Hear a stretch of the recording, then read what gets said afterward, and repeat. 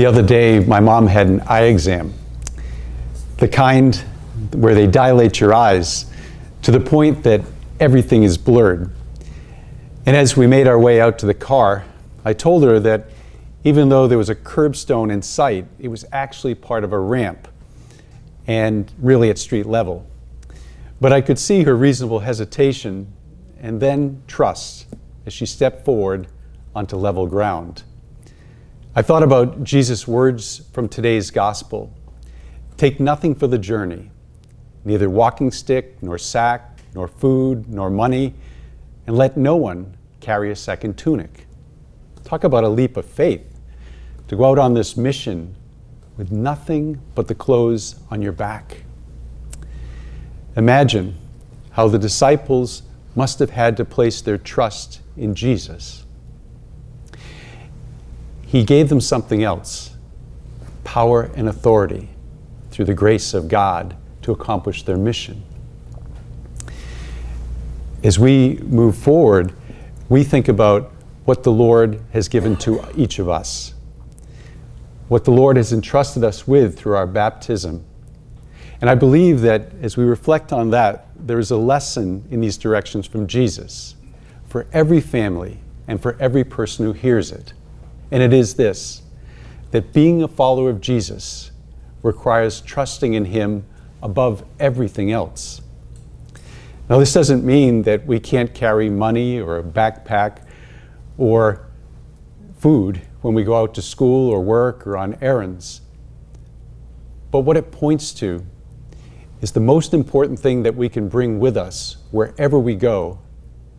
What's going to help us to find our way in the long run of our lives, but also in every stage of every day of our life, is what the disciples discovered was to bring Jesus with them, and that what we're called to do, to bring Jesus with us.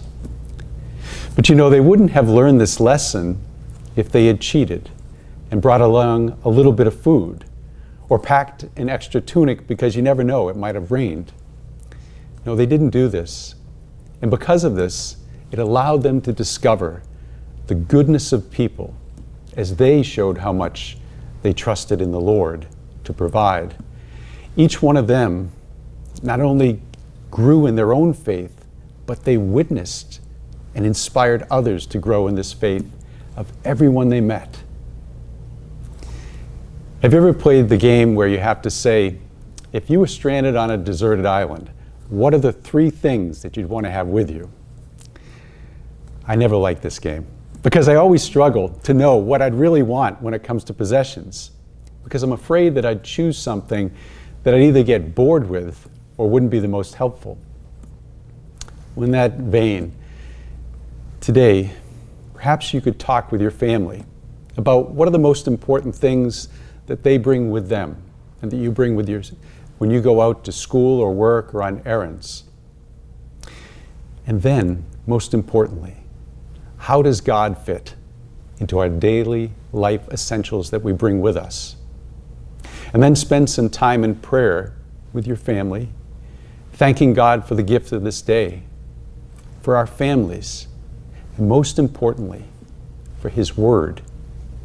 The Word that guides us, especially when our life and our choices can get a little blurry, when we can't see clearly where He is leading us or what we are to choose.